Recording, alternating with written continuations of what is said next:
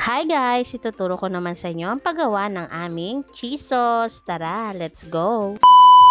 So, eto na nga guys. Sa isang pan, maglagay ka ng 1 to 2 tablespoon na butter. Isunod natin ang paglagay ng 1 scoop ng harina o cornstarch. Yes po guys, pwede po ang cornstarch. Dahil yung mga oras na ito guys, nung ginawa ko ang cheese sauce, ay naubusan naman kami ng harina. Kailangan na namin to gawin dahil ubos na nga ang aming cheese sauce. O diba? Ginawa natin ang paraan. And then guys, maglagay muna tayo ng 1 cup of water. And then, haluin muna natin. At shout out po pala sa aming mga bagong followers na nag-follow dito sa aming FB page. Welcome na welcome po kayo dito. Enjoy po. At big shout out po sa aming mga follower na OFW. Especially po kay Ma'am Chess ng Turkey. Ingat po kayo lagi dyan, ma'am. Maraming salamat po sa panonood nyo sa aming mga video. At pagkatapos nyan guys, dagdagan pa natin ng tubig. 2 to 3 cups po ang ilagay nyo. At lagyan po natin ng bar cheese. Itong brand po pala na ginamit natin dito guys ay OK Bar Cheese. Syempre guys, pwede naman po kayo gumamit ng kahit anong brand ng cheese. At haluin nyo lang po yan guys hanggang matunaw ang ating bar cheese katulad nito. Kung nahihirapan ka naman sa pagtunaw ng bar cheese guys, pwede nyo naman po ito kadkarin. Saka nyo po ilagay dito sa ating pan. Pagkatapos nyan, maglagay din po tayo ng 1 teaspoon na gourmet cheese powder. Kulay blue ang bilhin nyo po. Syempre, ang sekreto sa aming masarap na cheese sauce ay ang paggamit namin ng Enjoy Cheese